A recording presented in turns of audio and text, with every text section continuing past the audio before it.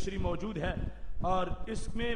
بلکہ تفصیلات کے ساتھ یہ پورا حکم مستدرک للحاکم جلد نمبر 4 صفحہ نمبر 771 پر موجود ہے، جس میں باب ہے باب النہی عن الجلوس علی القبر، قبر پر بیٹھنے سے منع کا باب۔ اب بت جو ہے اس کو تو قدموں تلے رون دینا چاہیے، بت کی توہین کرنی چاہیے، بت کا کوئی ادب کر رہا ہو تو اسے بھی روکنا لازم ہے کہ ادب مت کرو، یہ بت ہے۔ لیکن قبر کا معاملہ کتنا جدا ہے بت کے ساتھ، بت کے مقابلے میں میرے محبوب علیہ الصلوۃ والسلام کا فرمان ہے۔ حضرت عمارہ بن حزم رضی اللہ تعالیٰ عنہ کہتے ہیں رآنی رسول اللہ صلی اللہ علیہ وسلم جالسا علی قبر،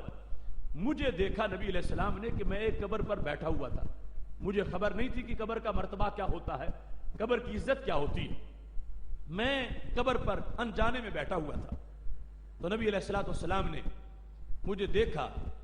تو فرما انزل من القبر، قبر سے نیچے اتر جاؤ، قبر پہ مت بیٹھو، کیوں؟ لا تؤذی صاحب القبر، تم سمجھتے ہو کہ تم بے جان چیز پہ بیٹھے ہو، اندر جو لیٹا اس کو تکلیف ہو رہی ہے۔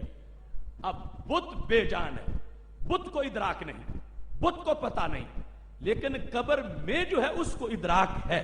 اس کو خبر ہے۔ وہ جو حدیث صحیح مسلم میں نے آپ کے سامنے پہلے بیان کیا، عمر بن عاص نے جو کہا تھا اپنے بچوں کو، اپنے بھائیوں کو کہ جب تم نے دفن کرنا ہے تو مٹی مجھ پر آہستہ ڈالنی ہے۔ اب آہستہ ڈالنے کا مطلب یہی تھا کہ اگر زور سے ڈالو گے مجھے تکلیف ہوگی، اور اپنی طرف سے نہیں، انہی احادیث سے انہوں نے اخذ کیا کہ نبی علیہ الصلوۃ والسلام نے ایک جو قبر پہ انسان بیٹھا ہے اس کو روکا کہ تم اترو قبر سے، اور اس میں وجہ کیا ہے، کیوں اترو؟ قبر کا ادب ہے، قبر کا احترام ہے۔ اب بت پر جو بیٹھا ہے اس کو اٹھایا نہیں گیا، وہ اچھا ہے توہین کرے بت کی، مگر قبر بت نہیں ہے۔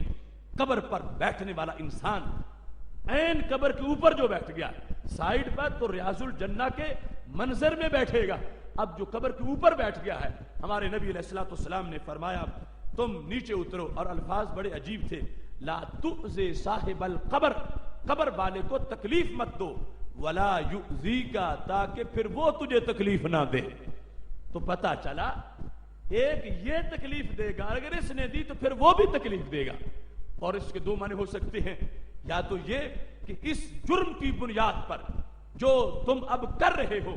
محشر میں پھر تمہیں خمیازہ بھگتنا پڑے گا، یہ قبر والا اللہ کے دربار میں کھڑا ہو جائے گا، یا اللہ یہ میری قبر پہ بیٹھا تھا، اس نے مجھے ستایا تھا، مجھے تنگ کیا تھا، لہذا مجھے بدلہ لے کر اس کو دے،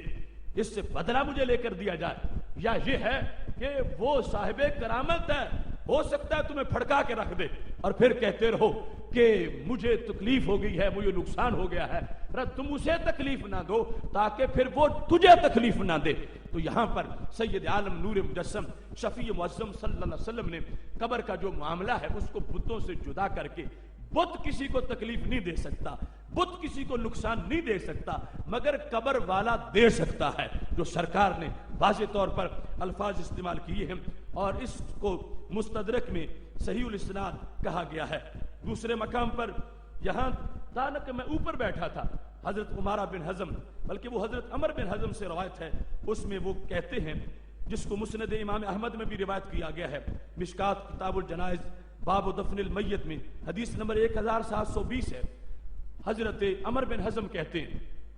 رآنی النبی صلی اللہ علیہ وسلم متکئا علی قبر، مجھے نبی علیہ الصلوۃ والسلام نے دیکھا کہ میں قبر کے ساتھ ٹیک لگائے ہوئے تھا، پہلے تھا اوپر بیٹھا، وہ عمارہ والے، عمر کہتے ہیں میں ٹیک لگا کے اس طرح کوہنی رکھ کے یہ ٹیک لگا کے قبر کے ساتھ بیٹھا تھا، تو نبی علیہ الصلوۃ والسلام نے فرمایا لا تؤذی صاحب ھذا القبر، اس قبر والے کو تکلیف مت دو، تمہارے یوں ٹیک لگانے سے تکلیف ہوتی ہے۔ تو اب یہ دیکھو قبر کا معاملہ، قبر کی عزت، قبر کا ادب، قبر کا احترام، اور پھر قبر کی مٹی میں جو لیٹا ہوا ہے